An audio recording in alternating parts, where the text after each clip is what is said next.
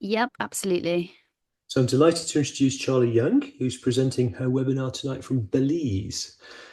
She's had a little bit of a problem tonight with her Starlink connection, which isn't quite behaving as it should do. So she's frozen up a couple of times in rehearsal and just in this preamble. So we may need to be patient with her connection. So if Charlie or I freeze, just hang on in there. We will come back online. Promise. um, uh, Charlie is OCC Challenge Grant winner. Was it 2023 or I'm not quite too sure when it was, but 2024 it was. 2024. Okay, and she won that for her storytelling of her profession. She's a marine biologist by profession, um, but has made a name for herself presenting her Voyages to the Wild podcasts and telling stories about the nature that she encounters on her travels. She lives aboard her new to her boat, so she used to have a Warram catamaran, but wanted to go to high latitudes, so traded it in for a French alloy boat and is heading up to Greenland next year, I believe, and thinking of overwintering, which is very exciting. So tonight, she's going to talk to us about Caribbean in crisis and what cruisers need to know and how they can help. So over to you, Charlie. Thank you very much. So bear with me whilst I just share my screen. But thank you for that lovely introduction. I can't see any of you, but I'll take Simon's word for it that you're all here. I wanted to first of all say just a huge thank you again to the OCC for having me back. Some of you may have attended my webinar last year, so after I had was awarded the challenge grant, I came on and did a webinar about fishing our seas dry, so about the overfishing crisis in Gambia, which is actually one of the stories that I've covered as part of my podcast, as Simon explained. And so, yes, I'm really happy to be back once again to speak to you all after a year of more adventures, and now a second season of the podcast. And as the title will give away, we have been in the Caribbean now for some time. And having spent the last year or so cruising through part of the world and having seen that it's facing quite a lot of issues, and given that it's such a popular place, I wanted to come on and spend some time speaking to you, the ocean, the sailing community, to try and communicate these threats in a bit more detail and try to give you some more practical advice of what you can do. So this is a little overview of what we're going to, or what I'm going to speak about. So I'm going to give you a bit more of a background about me, although Simon's done a very good job of introducing me. I'll then speak just briefly about Voyage to the Wild, the podcast, for those that weren't attending the last webinar and don't know about it, and give you an idea of what our purpose is with that. I'm then going to speak about the Caribbean and why it's such a global treasure, go on to the threats.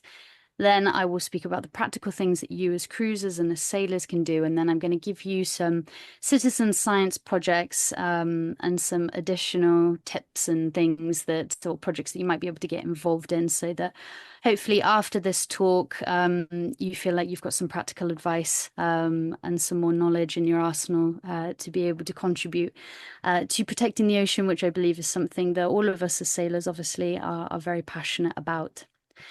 So who am I? I'm a marine scientist and storyteller. My background, so I went into science initially and worked in research for a good few years after I graduated. I worked around the world, from Australia to Saudi Arabia to Indonesia, and I've always really focused my work on human impacts on the ocean. That's really where my heart lies, is understanding how we as people impact it in various ways, and ultimately what can we do to protect it or to alleviate those impacts that we're having.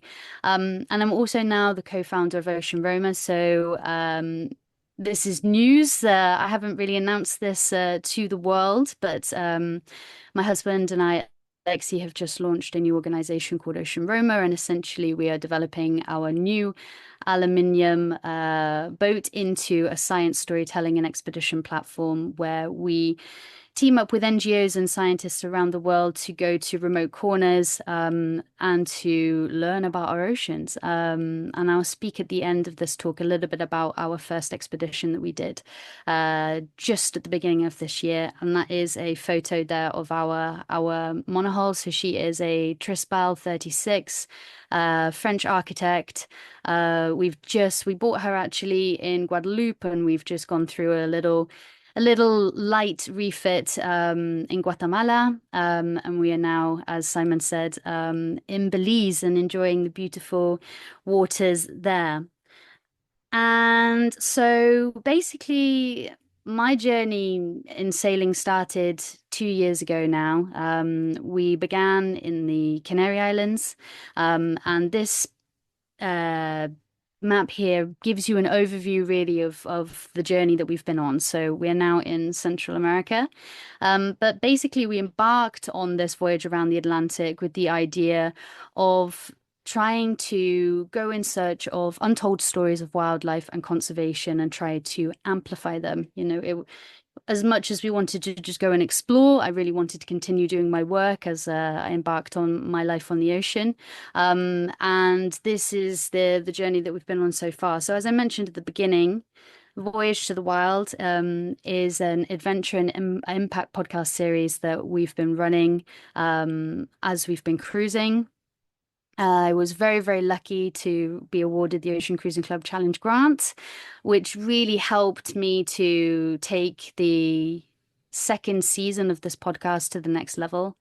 And really, our main goals is to raise awareness for wildlife conservation, environmental threats in places where, news or information doesn't necessarily always get out from, and to amplify different voices. So to try and find people that, aren't necessarily being interviewed and try to amplify them, and then trying to drive tangible action for nature. And, it's been the most beautiful project. As a consequence of it, I've got to travel and explore some really beautiful places. And the first season, there's a couple of photos from a few of cherry-picked stories from that first season, which essentially covered our journey from Portugal down to the Canary Islands, Cape Verde, Africa, and then crossing the Atlantic. And we covered everything from ship strikes in the Canary Islands, so ferries driving too fast and hitting, unfortunately, whales and killing them. We then also covered the overfishing crisis in Gambia and how fish meal is really fueling unsustainable levels of extractive fishing that is plunging coastal communities into misery. And then a beautiful story here with tropic birds in Cape Verde and how a local conservation project is working to protect them against the threats that they face there. And the second season basically began once we arrived on the other side of the Atlantic.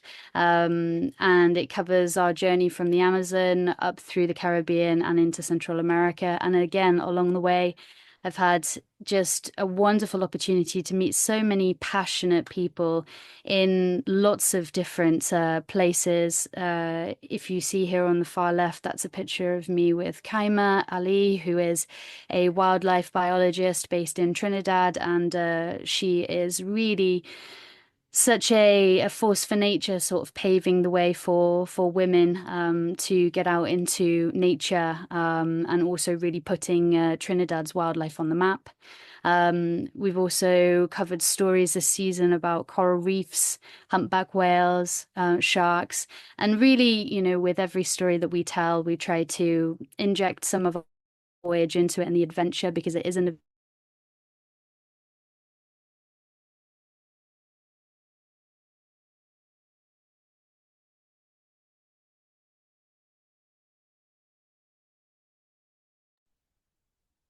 Hey Charlie, we've lost you. adventure. We've been in We lost you briefly there for 10 seconds or so.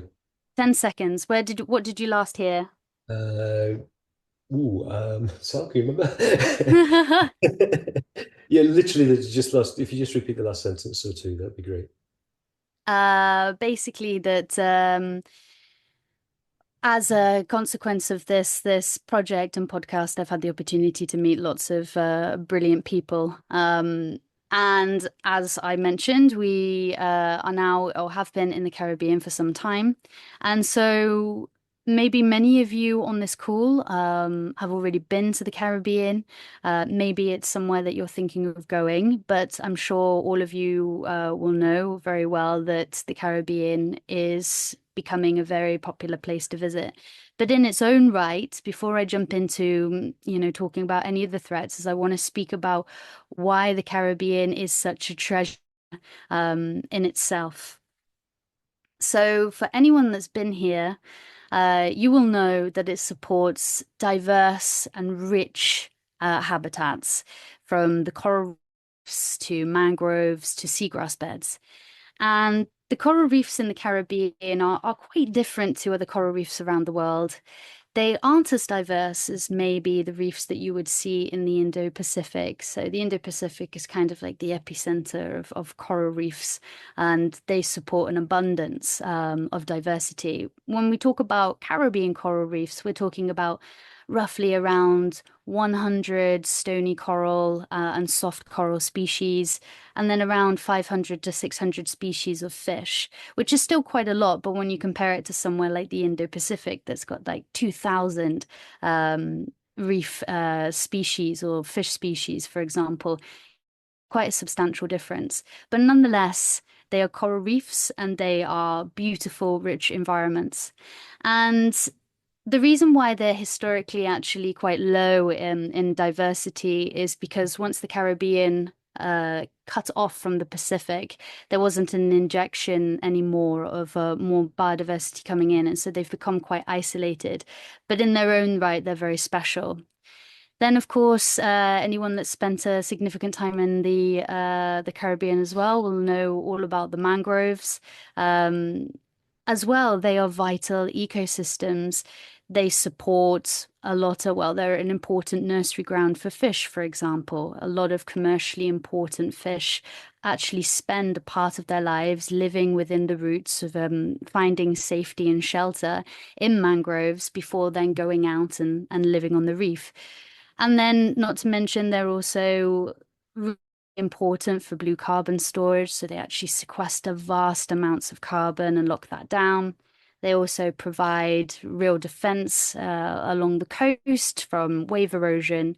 And although they can be full of mosquitoes, and I have to say that that drives me a bit potty here in the tropics. Again, they're very diverse and beautiful ecosystems. And then another really important habitat that you have here in the Caribbean is seagrass beds. And there was a really fascinating discovery actually about seagrass only just a few years ago.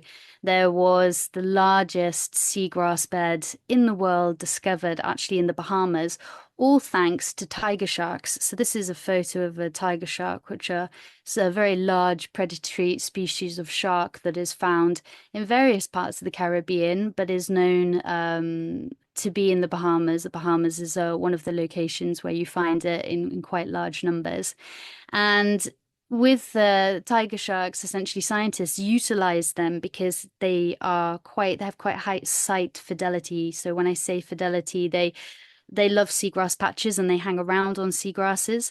They use them by sticking cameras on them to map out seagrass beds. And before this point, they knew that there was vast amounts of seagrass in the Bahamas, but it wasn't actually until they put cameras on top of these tiger sharks that they actually found out just how vast an area we're talking. And now I did write it down.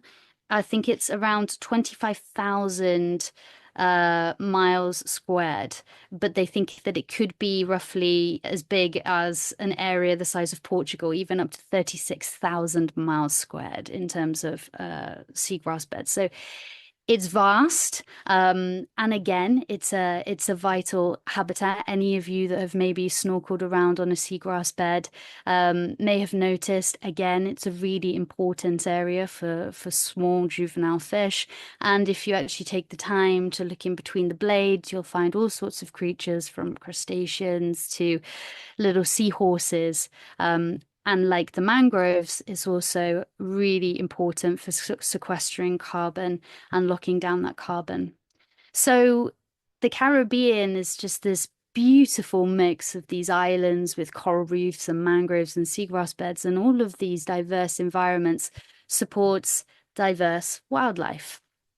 Now, it really is spectacular, the variety and abundance of life that you find in the Caribbean. Coral reefs naturally come with a high level biodiversity. They support a wealth of life. But then also you've got a lot of other migratory species that come to the Caribbean each year. And one of them is the North Atlantic humpback whale. So this is actually a photo, the one in the top left corner that I took in the Turks and Caicos during my time there with a project where they're essentially monitoring the nursery ground, and every single year whales are migrating up to 8,000 miles from Greenland, Newfoundland, from the north down to the lovely, balmy, warm waters of the Turks and Caicos and the wider Caribbean to breed and to give birth to their calves.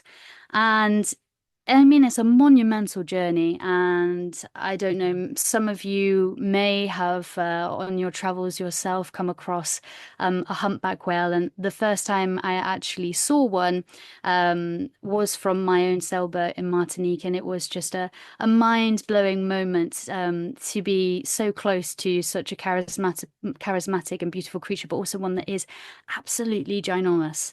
And so the Caribbean is a very important place for these whales, as the sheltered and calm waters of the Caribbean offer a perfect environment for them to come and give birth safely in a place where there aren't many predators. And it's sadly the journey back that really poses the biggest threat to the young whales and just all of the whales in general on their way home. Now, another species that the Caribbean is very important for is the lovely sea turtles. 6 out of the 7 species of sea turtle in the world are actually found in the Caribbean. And the hawksbill sea turtle, which I didn't put up a photo, this is actually a green sea turtle.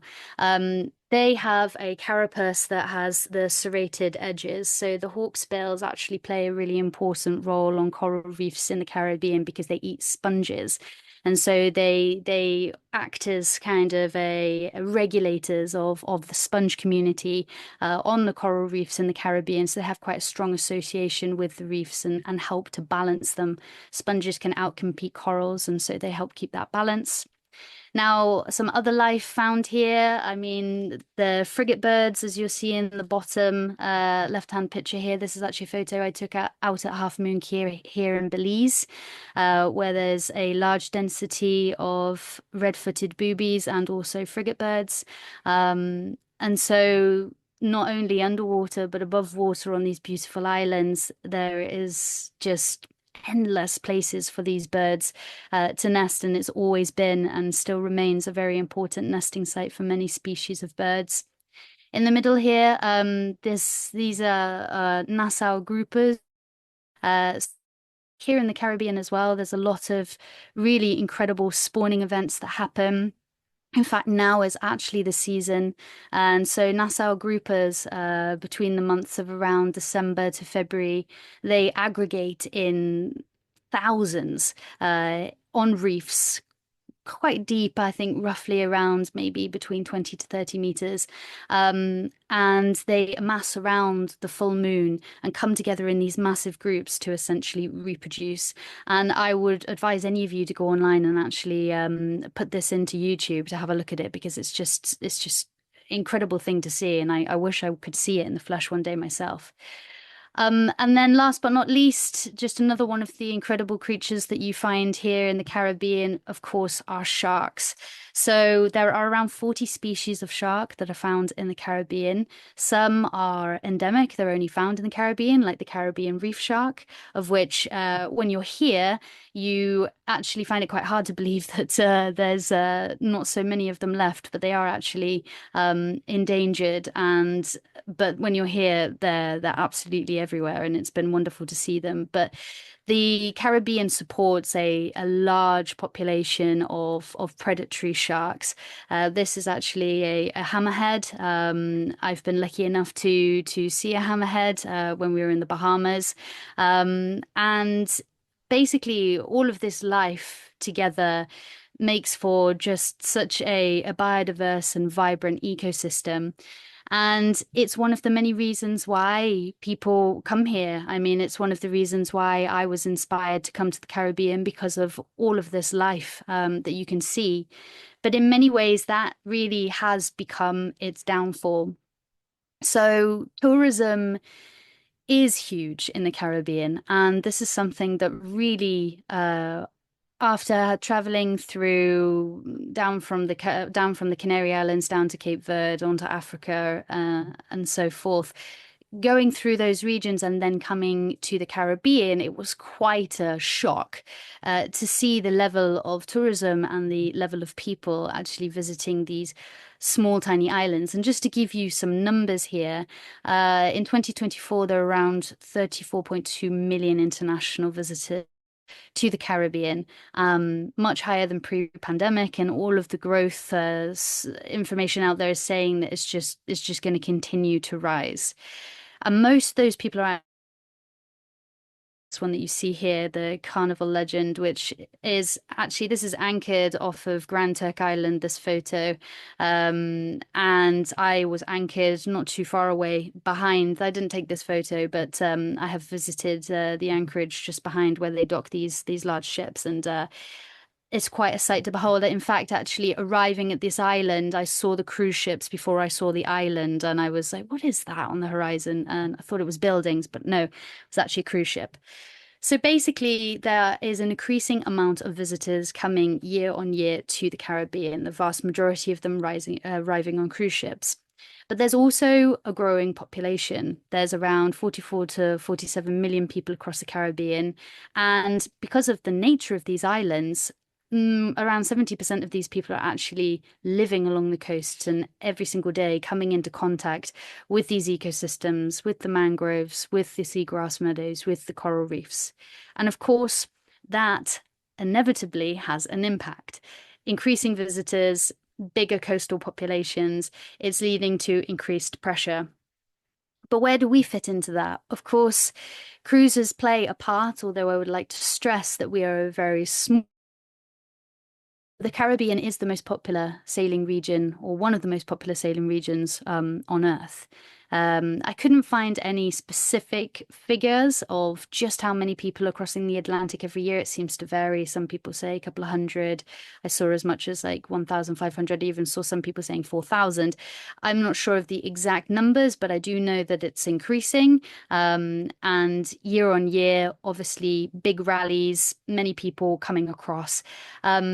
And the numbers that I found, actually, most of them didn't even include the boats that are coming from Florida and the Bahamas, or those that are already within the Caribbean, because of course the Caribbean also supports a big sailing tourism industry where a lot of people come here for chartered holidays and spend 2 weeks on a catamaran off of Martinique or one of the islands. And it really is growing in popularity. And my own personal experience from sailing through the Caribbean is that anchorages are very busy, especially during the peak season and particularly in the Lesser Antilles. And then we found that in the Turks and Caicos there were far few. But then as soon as we reached the Bahamas again, in the southern Bahamas, the remote southern Bahamas, it was quite quiet. But then further north, once again, it gets very, very, very busy. So what I want to focus on today is because I could sit here and speak about all the threats that all of the environments are facing in the Caribbean, but I really want to focus speaking about coral reefs because one, I think that they are the ecosystem that is most in peril in the Caribbean. And two, I think that really as cruisers, this is where we can have the biggest impact. So when we look at coral reefs in the Caribbean and around the world, climate change is the leading threats to reefs worldwide. That is the driving cause of the decline of coral reefs. This photo here, I actually took this photo in the bottom right. This is a photo that I took in Tobago in 2024. So that would have been roughly October 2024. And overnight, we essentially saw the reef in Charlottesville, which is a beautiful little anchorage on the north coast of Tobago.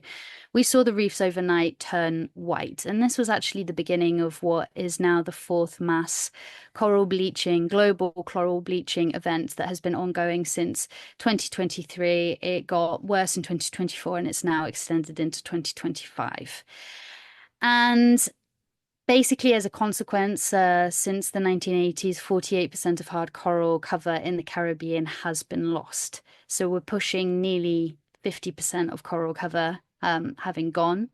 That being said, having now spent time in the Caribbean, there is, of course, still coral, but you can see that these ecosystems are under immense pressure. And this is where we come in because local stresses are what amplify the vulnerability of reefs. So you've got this overarching issue of climate change, but then there are things happening at the local level that really exasperate that issue. And that includes things like coastal development, overfishing, tourism, anchoring damage, and pollution.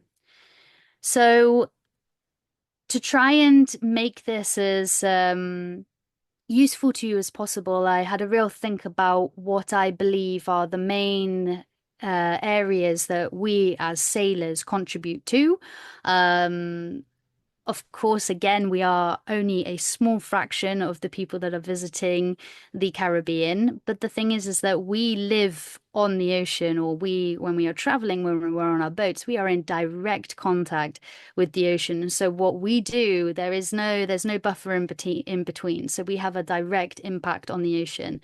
And the issue lies in the fact that when there's more of us visiting more areas, of course, those issues are amplified. And so to think about the things that I think would be most useful to focus on today. And I picked overfishing, anchoring damage, and then pollution. And within pollution, I'm going to talk about a few different things. So nutrients, sewage, grey water, and waste. So let's start first of all with overfishing. So 60% of the Caribbean reefs are impacted by overfishing. So that's a huge and vast quantity of the reefs that are being impacted. Now, much to contrary belief, most other areas in the world, it's industrial overfishing that is actually the problem.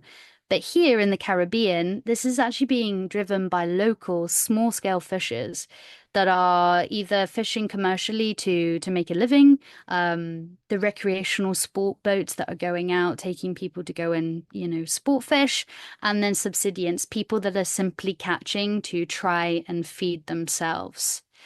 And I think it's important to note that because any type of fishing, whether it's industrial or being led by locals, or what would be defined as small scale fishermen, it can still have an impact if it's done at a scale that just isn't sustainable. And so this is where we kind of contribute and where we come in, because a lot of us, myself included, we arrive in the Caribbean and part of our life on board or a part of our experience on board is maybe wanting to catch fish for ourselves. And of course, if you arrive in the Caribbean, reef fish, for example, are a huge part of the cuisine. And we want to experience that and we want to enjoy that. But the problem is that because the Caribbean and this issue is become such a big problem, we have to be very aware of making sure that we don't worsen it. So I've come up with basically kind of what I would call my main tips for trying to alleviate the pressure here. Essentially, these are my guidelines for what sailors can do. So the first thing that I would say that is very important is try to avoid eating what we call the reef's gardeners. And so when I say the reef's gardeners, I'm talking about parrotfish, surgeonfish, and chubs. Now, they're what we call the cleanup crew. A coral reef environment is a very nutrient depleted environment, and corals are the dominant species there. And when we think about climate change, for example, and the impacts that that has on reefs, like in that last photo you saw, when a coral reef bleaches, and corals are maybe dying, essentially, if you've taken out the cleanup crew, these fish who are basically in charge of eating all the algae and cleaning up the reef and keeping algae under control, if you take them out, algae has a chance essentially of booming. So corals find it much harder to bounce back. So if you've had a reef that's actually been impacted by climate change and bleaching, and you've also taken out all of the gardeners, it will actually have a much harder time trying to recover. So by avoiding eating these, this isn't like a hard no, no, don't eat them, but this is, I would say, steer away from eating them, because they play such an important role on reefs. The second thing that I would say is that if you're not eating the gardeners, I would focus more on pelagic species. We tend to be fishing for things like jacks, wahoo. I mean, we'd be very lucky to catch one of those, but again, that's another species that is great, and mahi mahi. And why pelagic species but not reef gardeners? Well, pelagic species, a lot of these that I've mentioned here are not commercially targeted. So there isn't a problem of by you also fishing them or you also eating them, that you're then also compounding the issue of these fish already being heavily targeted by a commercial industry. They're not. So this is actually, these species are better to eat and it's more sustainable to eat them. They're also a lot more migratory, and they don't play such an important role on reefs and reef health. So eating them actually doesn't have such a big impact. My third tip is also spread out fishing effort and use selective measures. So one thing that I've experienced a lot is, people arrive at an anchorage and they just go to the closest reef. And I've seen in many places throughout the Caribbean, multiple people day in, day out on the same spot. And it's like, with anything, if you overdo it in an area, obviously it will deplete it. And so it just makes sense to try and spread that effort out a lot more and trying to use selective measures so that you can ensure that you can target the species that are okay to take. Spearfishing is one of the most selective methods. I know that's not accessible to anyone, but that's one that I would recommend because you can really make a personal choice then about the fish you're targeting, the size you're targeting, and essentially it's just way more sustainable than other measures. And then another point that I'd just like to say is assess the area where you're fishing. Use common sense. If you go in and you look at a reef and you're like, I don't see many parrotfish around, or the parrotfish are really small, or the reef itself just doesn't seem healthy. One indication for me quite often is, how does the reef sound? If you can't hear all of that crackling shrimp and you don't see an abundance of fish, and the corals also, looking a bit fuzzy, like it might be covered a little bit, in algae, think, maybe it's better that I just leave this place alone because it already looks like it's under pressure.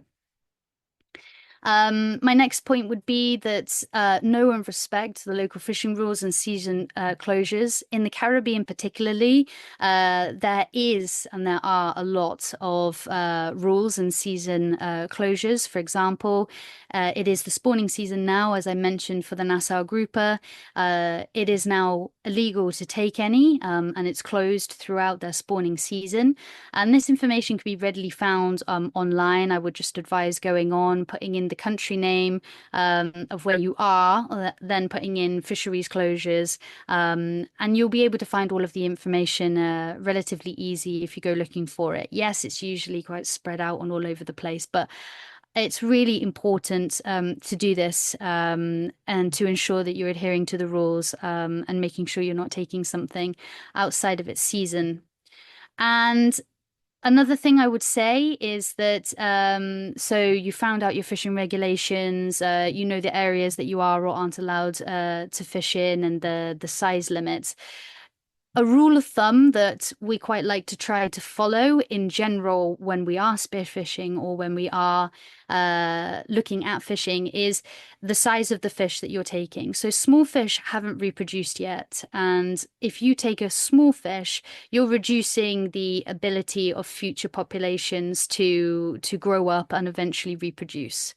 So then on the contrary, if you take the largest fish that are there, these are usually the key breeders in the reef ecosystem. So they will produce the most amount of eggs when they're spawning, and most likely healthier offspring. So the best rule of thumb, I would say, is go for a mid-sized fish, usually one that's probably already had a chance once or twice to reproduce.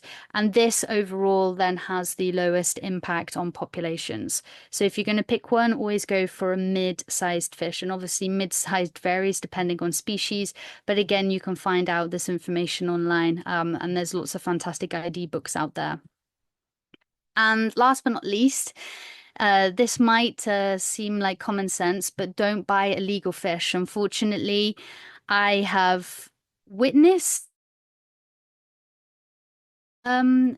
fish that they know very well they shouldn't be buying or taking lobsters outside of season.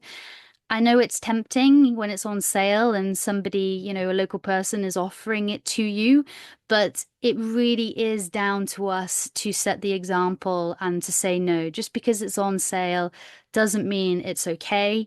It's essentially partaking in poaching. And I'm not here to stick fingers at anybody or to make people feel bad, but I really do believe that it's better to go home empty-handed than to leave the reef worse off, and that it's better for us to abstain than maybe compound the issue. Because although even if it might seem like, oh, I've only taken this one lobster, if we're all doing the same, outside of the season when it's not permitted, then that's when issues occur. Okay, I'm going to now move on to the next local stressor that I believe that we as cruisers can do something about, and that's nutrient pollution. So, something that I actually learned when I first came onto the sea was that disposing of food waste into the ocean is actually can have very negative impacts and quite a lot of consequences, especially when we're talking about a coral reef environment. So, as I mentioned earlier, coral reefs are naturally nutrient deficient. And so, by introducing food waste into the water, you're adding nitrates, and phosphorus into the water. And essentially, that provides fuel for algae to grow. So this can lead to nutrient overload and algal blooms. So again, if you think of a coral reef environment and the reefs in the Caribbean are stressed because of the continuous warming of our seas. If you're then giving rocket fuels for algal blooms, you're giving it an advantage here to outcompete the corals. It can also lead to oxygen depletion and hypoxia, which is another problem. Obviously, fish and other reef life need oxygen to be able to live, and without it, depleting the oxygen in these environments can lead to stress and even death.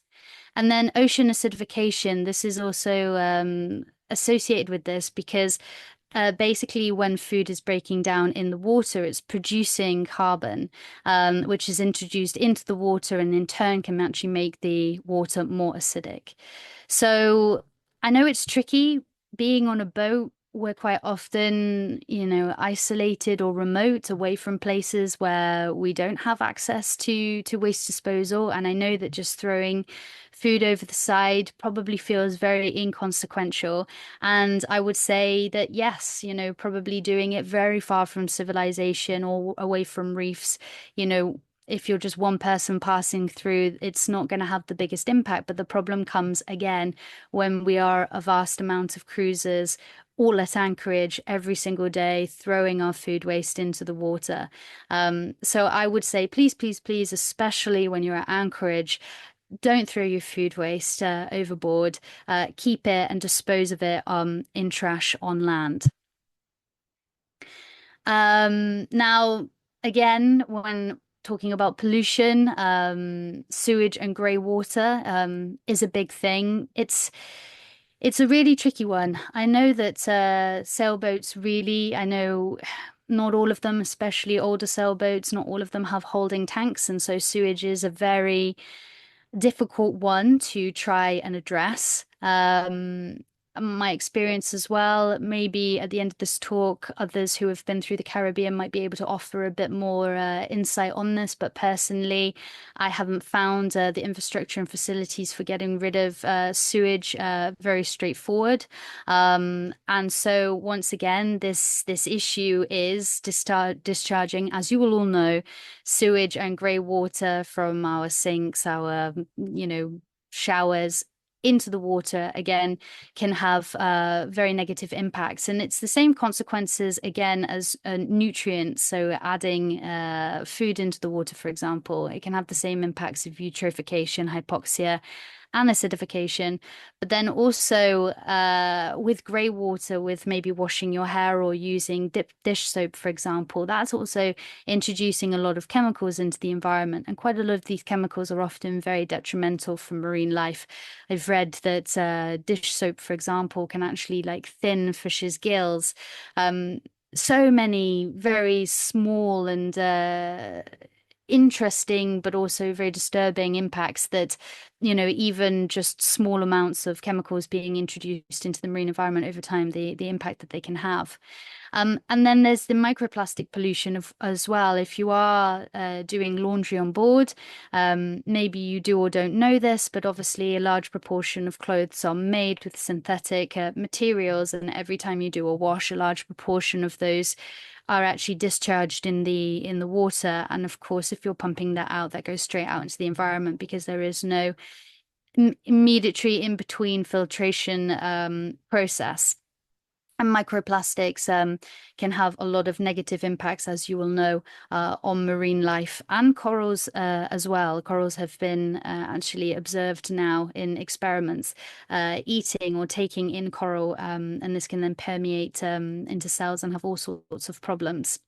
So the solution, it's a tricky one. If you have a holding tank on board and you have the means to not discharge sewage in anchorages, places where there are loads of people, and do it very far offshore, fantastic. But I know that that's not within the reach of many people or not everyone. I would say in that instance, what we tried to do is move around as much as possible. If we see an anchorage is very busy, generally we don't too much time there. We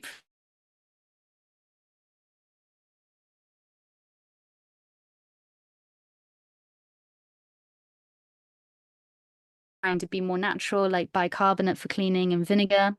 There are some reef safe and biodegradable products out there, but again, just because it says biodegradable doesn't mean it's necessarily marine safe. It's tricky. I found that being, away from the UK now for over 2 years, I came with a stash of things. They inevitably run out. And then you're left in these countries where you've only got very, very limited selection of things to buy. And so I can't necessarily sit here and give you like a list of products. I would say just in each location where you are, just try to do your research into trying to find the most eco products that you can. And I feel things like bicarbonate of soda, stuff like that, that's much easier to find. And of course, vinegar. They don't come with no impact, but I would say that they are much better than using a lot of these chemicals. Again, avoid, if you can, releasing grey water near reefs and mangroves and these environments. And lastly, you may or may not have heard of, if you do have a washing machine on board and you want to continue using it, microfiber wash bags. There's one called guppy bags, and these are bags that you put all of your laundry within inside the washing machine, and it actually collects a lot of those fibers, and it's been scientifically proven to reduce the amount of fibers that are being released through your grey water. So again, that's a way to limit the impact of that.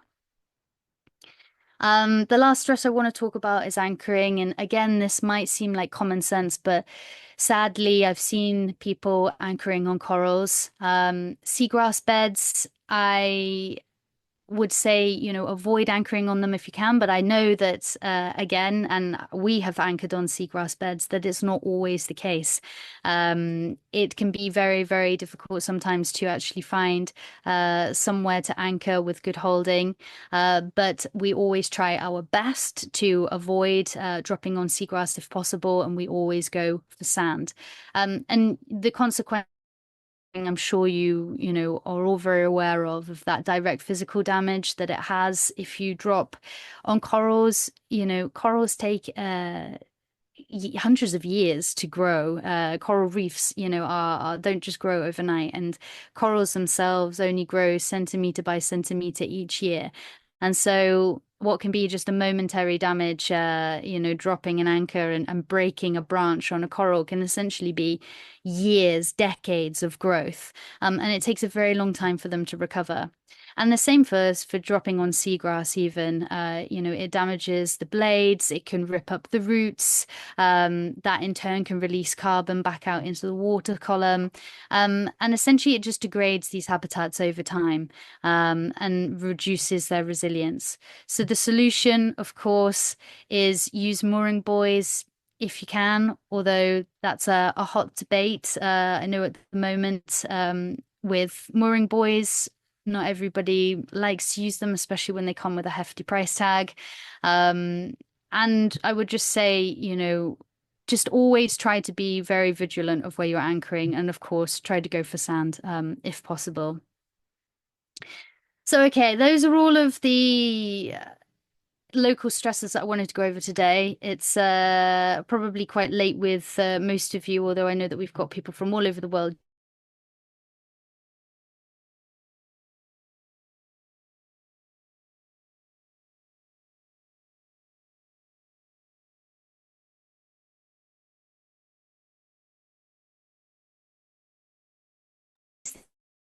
If you're somebody that not only cares about, trying to reduce their individual impact, and you want to go that bit further, there are actually quite a few things happening in the Caribbean that you can get involved in. So one of those things is actually reporting your sightings and photos of cetaceans. And this is a beautiful photo that I took of a calf, a humpback calf in the Turks and Caicos. Now, there are lots of different citizen science projects and databases out there. Happy Whale is one of them. You can submit your photos to their global ID database, and Photo ID is actually one of the most widely used techniques for researchers to monitor and assess populations and track them across the world. The project in the Turks and Caicos, for example, through Photo ID, was able to identify that they had an individual. They cited an individual within Turks and Caicos, and then they positively matched it visiting Greenland. So that's amazing. And as cruisers, we are out there on the front line of the ocean. If you ever happen to get a good photo of a whale, of its fluke, go and submit it to the database. And if you are within the Caribbean, specifically in the areas of Puerto Rico and Turks and Caicos, there are actually some Caribbean specific humpback whale projects where they are collecting photo IDs specifically. But there are many.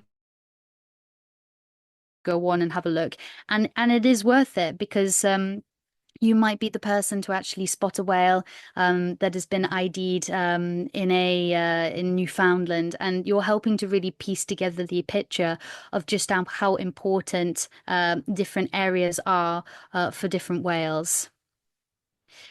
Now, this is actually another big threat that's facing the Caribbean, but I haven't gone into it in big detail today. But I wanted to mention it here, and this is actually a disease that is very prevalent at the moment in the Caribbean called stony coral tissue loss disease. Um, I reported on this for the podcast Voyage to the Wild. Stony coral tissue loss disease is not bleaching. This is a completely different thing.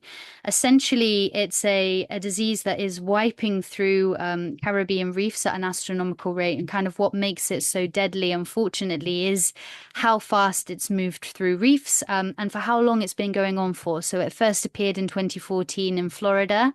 And unfortunately now has spread throughout the majority of the Caribbean.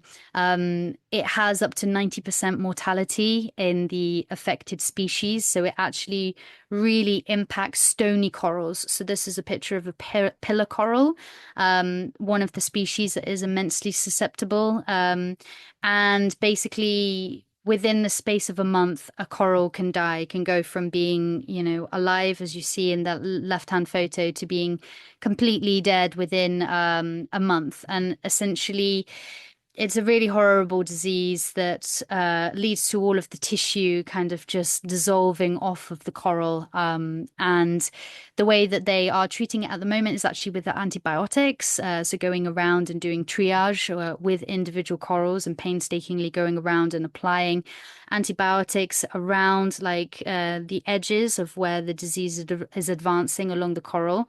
And this is having some sort of impact, but unfortunately, this disease is here. It's here to stay. Once a reef has been impacted, it can come back through, it can get infected again.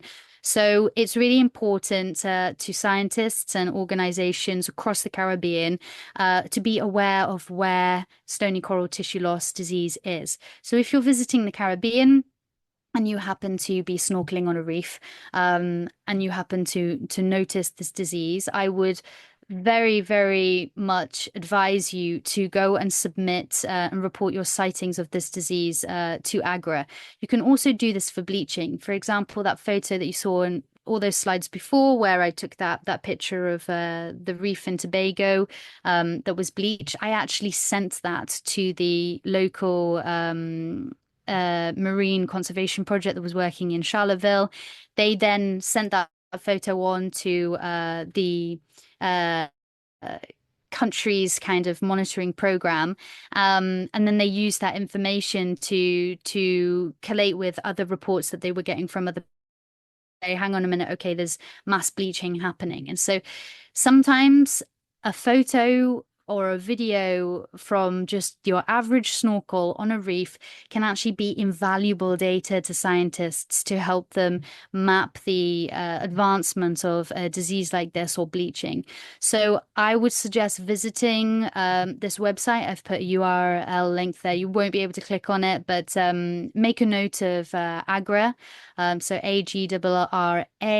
And if you go on their coral disease outbreak page, you'll be able to read more detail about stony coral tissue loss disease, the impact it's having, and also learn about the guidelines as how we as snorkelers and divers going onto reefs can actually ensure that we are not aiding the spread of this disease. And at the end of the talk, if you've got any specific questions on this, please feel free to ask. But I'm going to move on. So another way that you can support is actually by donating your vessel. So more and more, there are some fantastic programs coming out now that are matching private vessels with marine researchers. Two of them are Yachts for Science, and the second one is Seakeepers. And basically what they do is they put out open calls on their websites and on social media saying, we've got this many researchers, 3 coral researchers that would like to go and do coral surveys, in the Lesser Antilles on Martinique, da da da da da da. Are there any boats in the area that would volunteer their boat to go and do that? Now, I know that that is a huge ask and a big responsibility to have people on board, but I also believe that it's a hugely rewarding experience to actually have scientists come onto your vessel and for you to have the opportunity to be part of some really important work. There's been some absolutely incredible projects that I've seen advertised in the Pacific where they're asking people to go off and do manta ray research. Quite often they're looking for maybe larger vessels, but nonetheless, I think it's really cool to keep an eye on their sites, and to maybe have a conversation with them if you are somebody that would actually really love to be part of the research that's going on and to provide your vessel for more than just doing citizen science yourself.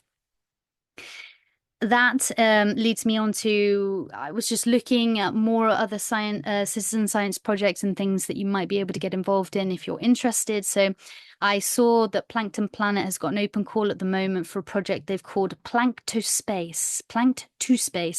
And this research project is aimed at collecting plankton biodiversity during satellite overpasses because they're trying to improve I think they're trying to improve satellite detection when it comes to plankton. They're working with NASA an open call at the moment. If you go onto their page and have a look, they're essentially looking for people that are cruising and doing long-term passages to have a small kit come on board to collect plankton samples and then to provide that back to them. I think plankton are infinitely amazing, and I think people really underestimate them. So again, it could be another cool project that if any of you are looking to do a little bit more than just, traveling, this could be something really fun to be involved in. And then last but not least, if you are somebody that, yes, wants to look to continuously contribute to citizen science. I found this Free Range Ocean, and they've created their own directory of lots of different citizen science ocean projects around the world. So I know that I started talking about the Caribbean in this talk, but I know that not all of us are there, have maybe been through there, might not be going back. And so I wanted to make this useful to you as well, just in terms of the wider ocean, because there are so many different projects out there, and things going on.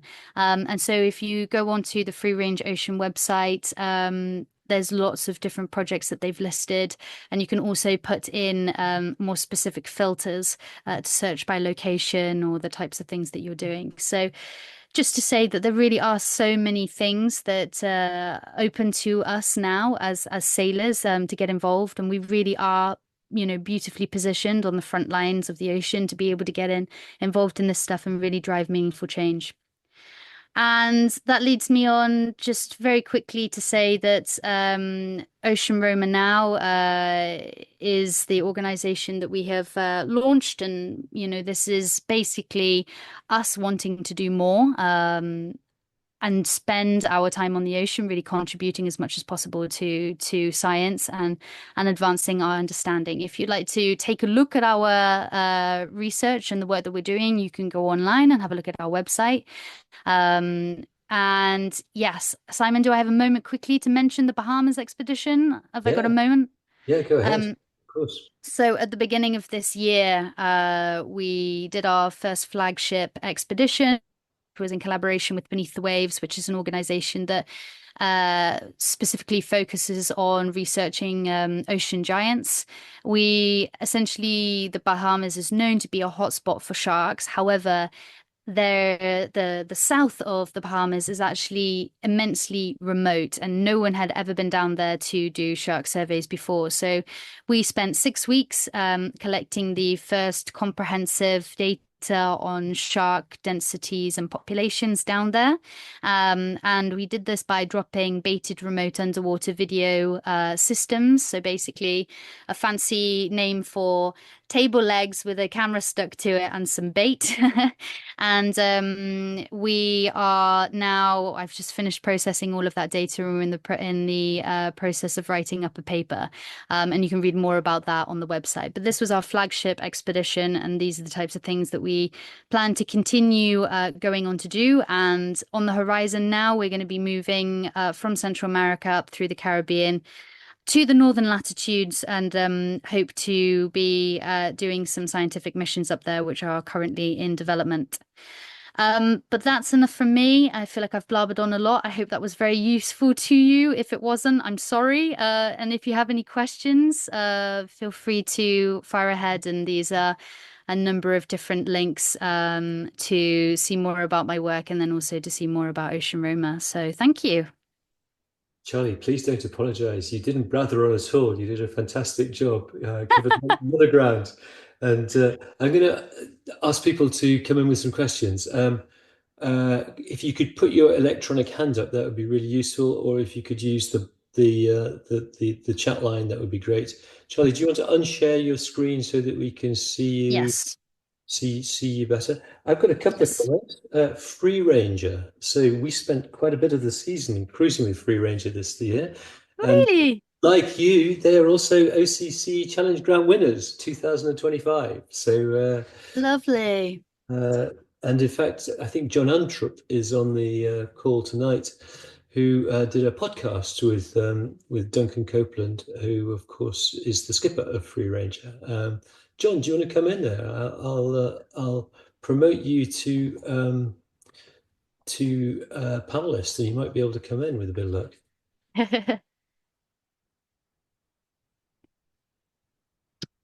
Uh, John Anthrop. Yes, we have you. Can you open your microphone, John? I can. Very good. I listened to your podcast with Duncan the other day. So welcome to the OCC one tonight, and tell us a bit about Free Ranger, John. Yeah, I came across them through OCC, and well, and yeah, they have a, as Charlotte talked about, they have 49 different citizen science projects listed on their webpage. And as you say, Charlotte, and thank you for the presentation, it's really good. Thank you. And you can join all over the world. There's projects all over the world, and sailors really should join, because even we're small and yeah, shattered over the world, we can do a little bit of difference if everybody joins in. So I'm all for that citizen science projects. So thank you, Charlotte.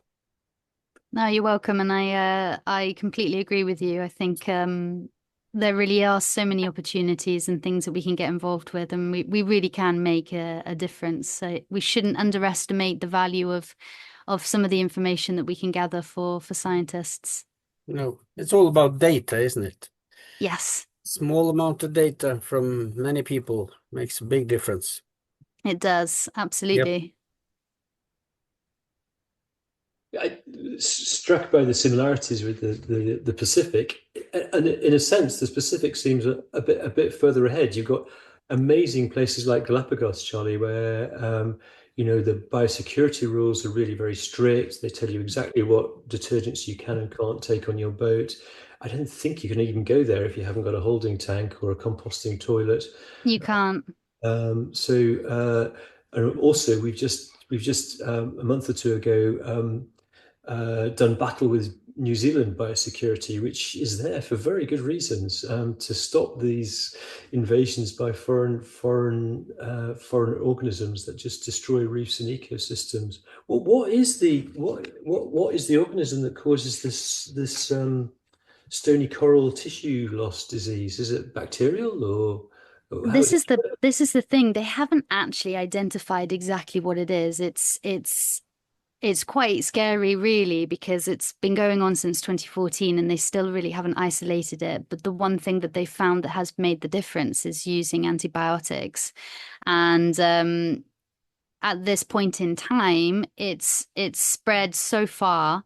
It's even got close enough now to the Panama Canal that there's a worry that it could hop over into the Pacific. But at the moment, within 10 years, it's essentially spread to pretty much all Caribbean nations. But yeah, there are still so many mysteries, even about how it's actually spreading. Because, for example, in areas where they were thinking maybe it's ocean currents, but the problem is that they were actually seeing the disease arriving in places where, in the opposite direction to currents. If you think about it, it went from Florida and made its way all the way down as far as, Trinidad and Tobago.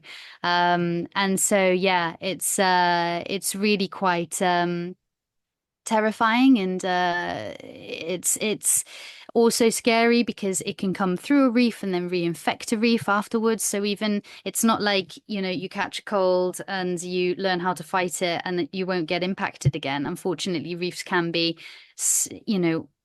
time and time again hit by waves of this disease. So yes, it's it's quite scary, really, just how much damage it's having. Places like the Turks and Caicos now, they're really having to create biobanks to try and protect the genetic diversity of reefs because it's got that bad. So yeah, it's quite a sad thing. I would advise people to go online and read about it more. It's pretty bleak, but at the same time, I think it's really important because I don't think so many people know about it. Never heard of it before. Yeah, No. yeah. Um, uh, Peter Petrick has a comment. I've asked him to come in as a panelist. I don't think he's joined as a panelist, but can you see his question there, Charlie? I can see that he has posted there is a sailing vessel Gaia, and they're combining science, sailing, and research together. And so he included a link to their website, and I've just opened it up and having a look. And Of I course, haven't, and there's a Gaia book is as another well. OCC boat, I'm afraid. This is Thierry and Barbara Courvoisier, who are also OCC webinar presenters from a year or two ago. So yeah, they have a great website that they've been cultivating over the years. Sadly, they've just sold Gaia this year. Oh, They got ill in the Pacific, so have sold her. But yeah, Thierry is a very senior scientist from Switzerland and a great website. Big shout out for them. Yeah, of course. thank you for Patrick, sharing. Patrick, do you want to come in? You're very welcome to. You should be able to join as a panelist, but please do. I want to put a shout out for Predict Wind, actually. Most of us are using, well, a lot of us are using Predict Wind for navigation, but you can also report your whale sightings which on Predict Wind, which I didn't know before. And Didn't you can also that? see other people's whale sightings on Predict Wind, and it all goes back to that big central database. So they pop up on your chart plotter or wherever you're displaying your Predict Wind, which is rather wonderful. The other questions they got there about guppy bags. Where do you get hold of guppy bags? How do they work? So I know that they sell them online. I've ordered.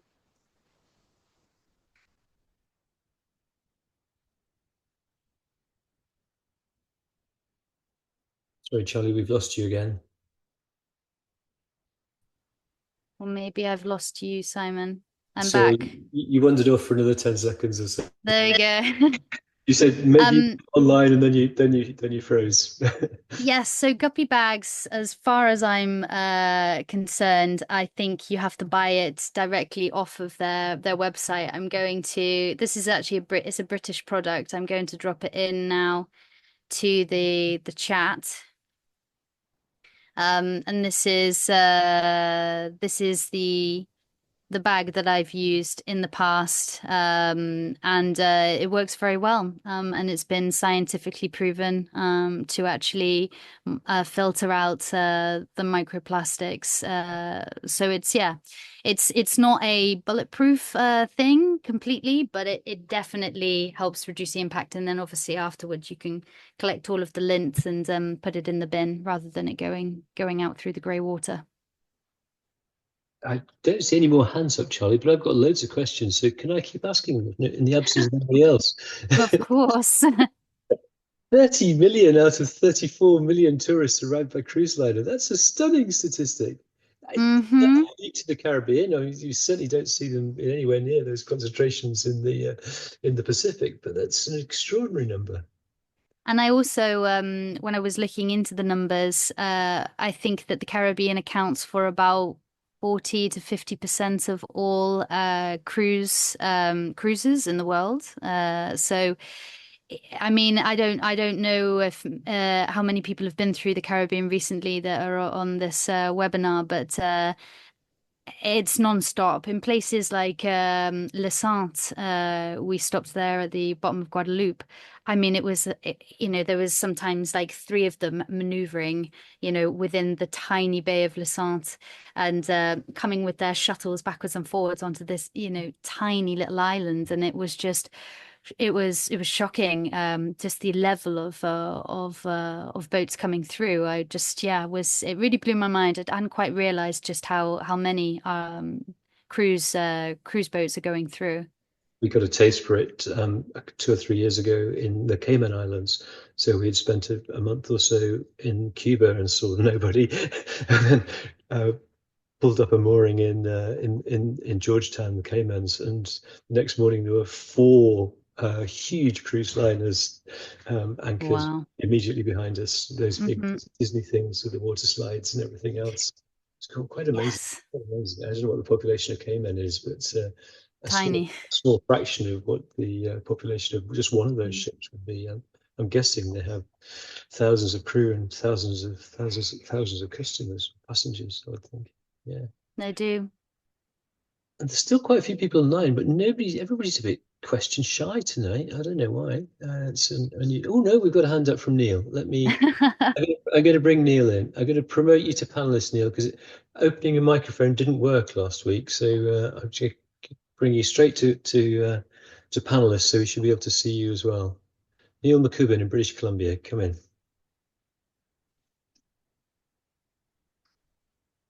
We can see you, Neil, but you need your microphone unmuted.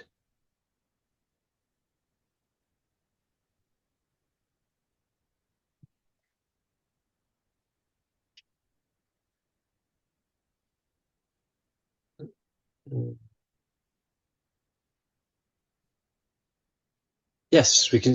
Yep, you're still muted, Neil, but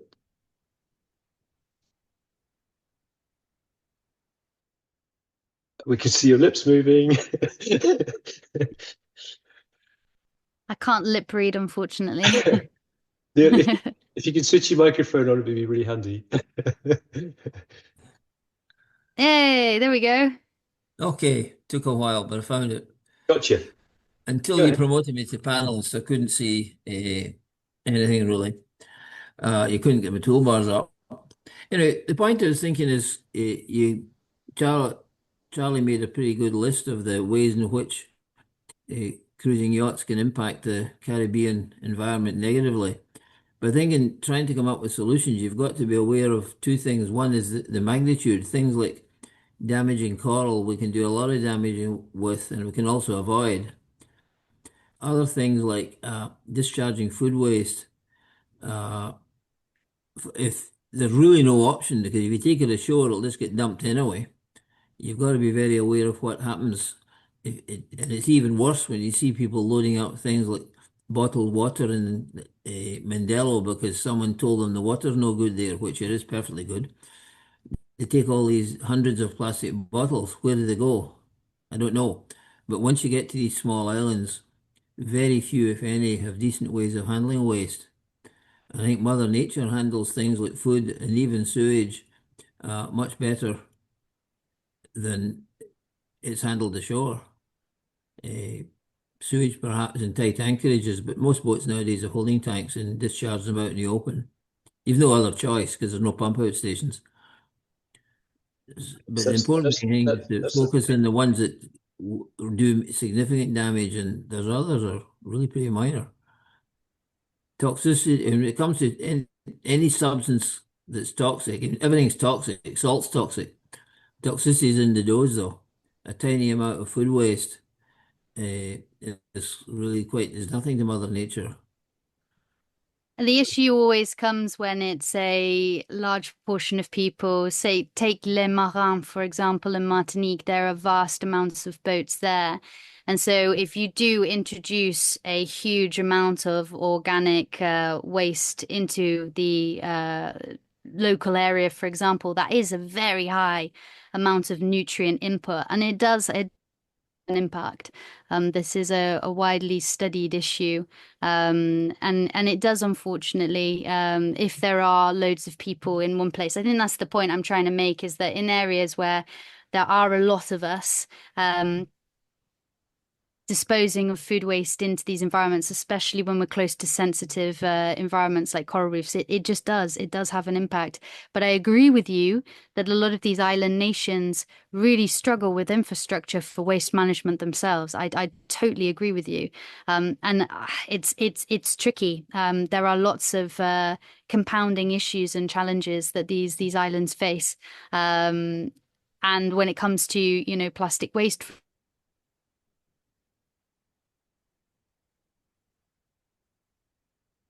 Charlie, we've lost you again, so I'll just ramble on. I don't know if you could hear just take our rubbish with us. And did you lose me again? We lost you again, Charlie. Yeah. The suspense. Well, how far did I get that time? Yeah, I'll come back to you. Sorry, go ahead. Yeah. plastic waste, just again about making sure that we get rid of it in places that might have a better ability to deal with it. But you're right. A lot of the Caribbean is overwhelmed. Both its ecosystems are overwhelmed, the islands are overwhelmed with all of these visitors. So there probably needs to be a lot more work done on providing the infrastructure to try and alleviate these problems. Yeah, I completely agree. We Oh, saw that a lot. there's need for the infrastructure. Yeah, the trouble right now in the next few years as cruising sailors, we've got to adapt to what's there. I mean, plastic waste is one example where it just gets thrown in the water a lot of places. It might seem horrible to people used to bigger urban areas, but a good bonfire on the beach is better than having it floating around. We should be taking And it with us, though. yeah, to We where? shouldn't be burning it. We shouldn't be throwing it. We should be taking it to countries that can recycle it. So all of our Ideally, stuff. yeah. Ideally, yes, but how much can you store on board? Yeah. Well, You can go. We were we took latterly, a complete season's worth to New Zealand, so it is possible. yeah. Well, at least you went to New Zealand. But we were 2 years without being anywhere that could have dealt with it. Well, burning is not really desirable, but remember the quantity of nasty stuff produced is really quite tiny relative to their original material. Most forms of waste Not when treatment you see it anyway partially involve burnt reducing the quantity, not eliminating it. not when you see it partially burnt on the beaches, which is Uh, happens as well. So I think as cruisers we should be trying our best to take it on to the next place, even if it is a year down the line, because we can compress it. We can, we've taken it with us. We've got a duty to take it away. Well, the first thing is don't take it if you can avoid it. A lot of Absolutely, stuff people take plastic stuff they don't need. absolutely. But as I said, if you're burning it at the beach in a good bonfire with a good load of wood and good load of heat, partially burns a mess. You're right.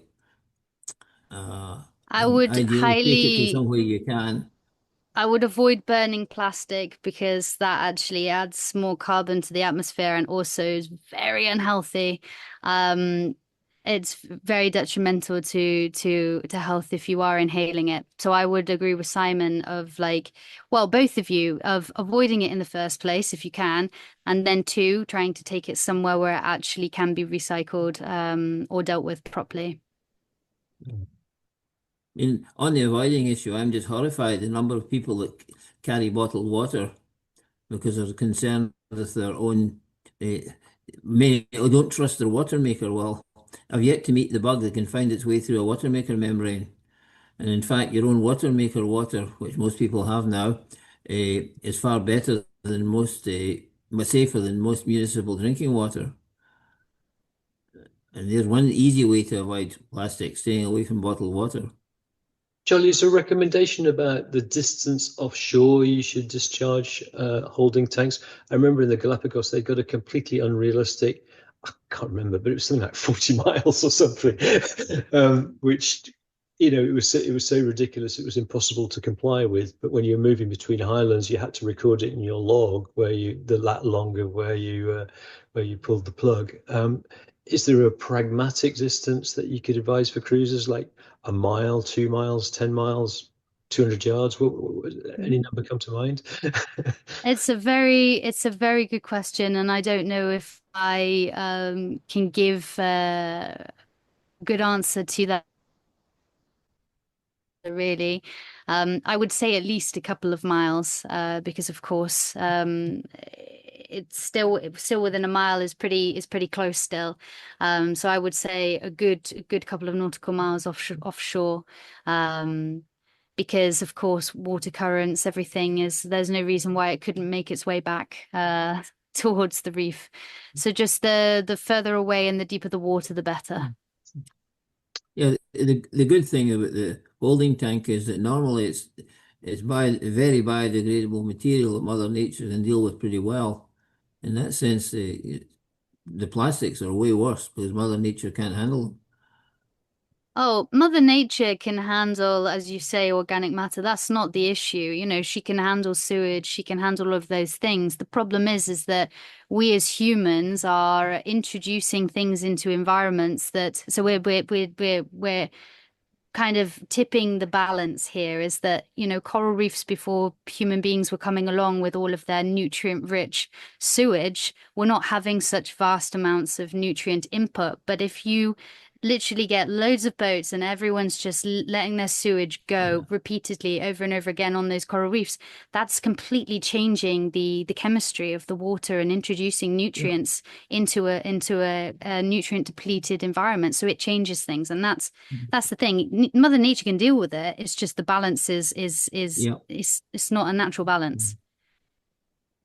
And I want to give a shout out for parrotfish, please. So last year we did a great webinar on Ciguatera. I think one of the best vectors for Ciguatera is actually parrotfish and other reef fish. So don't spear them, don't eat them, leave them alone and let them do their gardening, or die from Ciguatera. Up to you.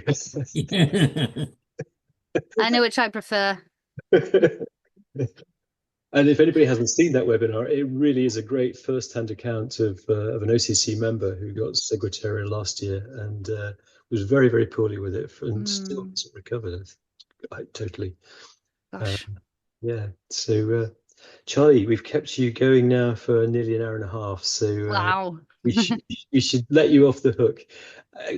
Once again, a great webinar, beautifully presented, great stories, very well informed, and some positive messages. We talked at the start before we started the webinar about David Attenborough's film Ocean. And for those that haven't seen it, they really ought to, because it tells the horror stories that you've referred to, and goes a lot further and much more graphically as to the horrors that are going on in the oceans. But it also blends in some opportunities for optimism, which uniquely David Attenborough manages to achieve, doesn't he? And he does. So it's a horrific story, but punctuated by good news and relatively small things that we can do as a community can make a big difference. Just letting nature recover. I don't know if it'll ever cope with microplastics, but it can cope with overfishing if you set reserves aside for nature to recover. So thoroughly recommend David Attenborough's 99th birthday celebration, which was the full-length feature film called Ocean, available on all good streamers, I gather. Charlie, Neil, John Amtrup, thank you very much for joining us this evening. We've still got quite a few people online, but I'm going to call it a day for now. We've got a break now for Christmas and New Year, because Christmas and New Year fall on the forthcoming Thursdays. But on the 8th of January, we reconvene again. We're joined by Anders and Annette Roden, who are going to talk to us about the Aleutian Islands and the Pacific Northwest, or crossing the Aleutian Islands towards the Pacific Northwest. Can't imagine why we booked that, but it may be that Sally and I are heading that way in the next year or two. So, so dial in a couple of weeks' time, and we'll see you in 2026. Thanks, everybody. Thank Merry you. Christmas. Merry Christmas. And Merry Christmas to you guys. Merry Christmas. Ciao. Bye. Good night. Good night.